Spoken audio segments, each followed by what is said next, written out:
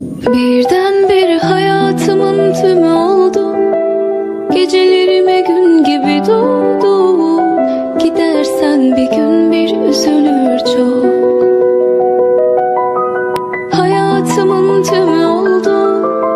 Gecelerime gün gibi doğdun. Gidersen bir gün bir kırılır çok. Adı lazım değil, baş harfi ben. Assalamualaikum warahmatullahi wabarakatuh. Saya Yudi Pramuko, tukang donat dari Parung YouTuber tertua di semesta. Ada perkembangan menarik ya. Kemarin PKS tanggal Senin tanggal 30 Januari itu mendukung ya Anies sebagai calon presiden, meskipun dukungannya secara organisatoris nanti itu di Rakornas apa Rakernas ya, pada 24 Februari kata Sohibul Iman. Tapi dia secara eksplisit mendukung Anies sebagai calon presiden. Sebelumnya 26 Januari itu juga tegas Nasdem, bukan Nasdem, Partai Demokrat itu juga mendukung Anies. Dan sebelumnya 3 Oktober 2022 Nasdem mendeklarasikan dengan seremonial yang luar biasa besar di Menara Tower, Nasdem Tower di Cikini itu, mendukung Anies sebagai capres, mendeklarasikan. Jadi ini langkah yang strategis yang penting untuk membungkam lawan-lawan politik Anies ya, tentang keraguan Anies bisa dapat tiket tidak. Ternyata alhamdulillah dapat tiket sekarang. Itu yang pertama, karena gabungan dari Nasdem itu 59 kursi, Partai Demokrat 54 kursi, dan PKS itu 50 kursi. Total 160 berapa itu? 163 kursi ya, atau 28% ya, 59 ya, 163 ya, dan itu melebihi batas ambang pencapresan yang presidential threshold yang 20%. Selesai, itu pertama. Yang kedua soal calon wakil presiden. Kemarin Sohibul Iman, wakil ketua dari PKS itu, majelis tinggi apa majelis apa itu saya nggak tahu, pokoknya wakil ketua lah dia, itu soal capres itu diserahkan ke Anies meskipun bukan dari partai kader PKS. Jadi sikap PKS melunak, tidak ngotot soal aher ya. Begitu juga Demokrat ya, itu juga menyerahkan ke Anies Baswedan. Tampaknya 2 poin sikap soal capres itu sudah mencair. Ini 2 poin. Jadi akan segera rezim ini berakhir lewat pemilu, dan ada semacam antitesa baru terhadap Jokowi. Kalau bahasanya kita pinjam Zulfan Lindan ya, salah satu kader dari Nasdem ya kan? Ini perkembangan menarik karena kesimpulannya Anies sudah dipastikan bisa lolos, tinggal mendaftar ke KPU sebagai calon presiden dan wakil presiden yang tersisa. Persoalan yang tersisa adalah wakil presiden, calon wakil presiden dari Anies Baswedan. Kalau pendapat saya sebagai tukang donat, saya memilih AHY, bukan Aher, dan bukan yang lainnya. Mengapa? Kita lihat, perhatikan ya,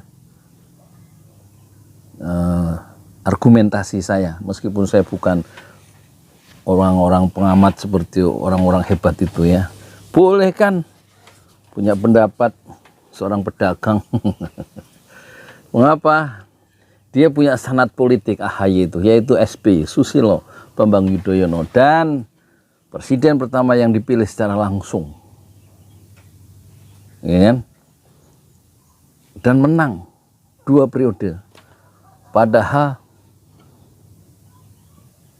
dia pakai partai baru waktu itu. Jadi SBY berhasil menggulingkan pemain-pemain lama, tokoh-tokoh lama seperti Megawati, seperti Prabowo, dan juga bisa menyaingi kinerja partai yang sudah kawakan malang melintang dalam sejarah partai politik Indonesia modern seperti Golkar, PDIP. Semuanya lewat oleh seorang menteri dari Megawati, yaitu Menko Polkam, Susilo Bambang Yudhoyono. Berarti dia punya infrastruktur yang dahsyat SBY itu. 2 kali Megawati itu gagal jadi presiden. Seharusnya yang jadi presiden adalah Megawati. Kalau tidak ada poros tengahnya Amin Rais, yang dengan hanya permainan poros tengah itu Gus Dur itu bisa menggulingkan Megawati, padahal Gus Dur partainya partai kecil. Inilah politik ya. Kemudian Megawati kalah lagi ketika dia dikalahkan oleh anak buahnya sendiri, Susilo Bambang Yudhoyono. Jadi ini 2 catatan penting yang sekarang Megawati katakan mendukung Puan Maharani anaknya. Itu dia sangat traumatik karena sudah ditikung istilahnya ditikam oleh kawan seiring, oleh Amin Rais dan oleh Susilo Bambang Yudhoyono. Dan ini demokrasi, that's a politics, inilah politiknya. Dan kita berharap dengan kemarin itu kesepakatan ketiga partai, yaitu Nasdem, Demokrat dan PKS itu mendukung capres, yaitu Anies Baswedan secara terbuka, maka kita berharap rejim ini segera berganti dan ada harapan baru yang disematkan di pundak Anies Baswedan oleh jutaan rakyat Indonesia yang sekarang hidup dalam kesumpakan politik, dalam narasi-narasi yang bukan membebaskan, bukan mencerahkan, tetapi kita melakukan satu pergerakan ya, involusi, bukan evolusi, tapi kita bergerak melingkar spiral tapi mundur ke belakang. Inilah zaman 10 tahun terakhir. Dobrakan-dobrakan yang akan dilakukan Anies Baswedan secara legal melalui pemilu tampaknya akan terjadi asalkan ya kan, wakil presidennya adalah AHY yang terbukti ayahnya atau Partai Demokrat sebagai partai baru itu memiliki kecanggihan sehingga memenangkan pertarungan. Susilo Bambang Yudhoyono itu bisa berjaya menggulingkan seluruh, menghancur, leburkan seluruh ramalan para ahli saat itu.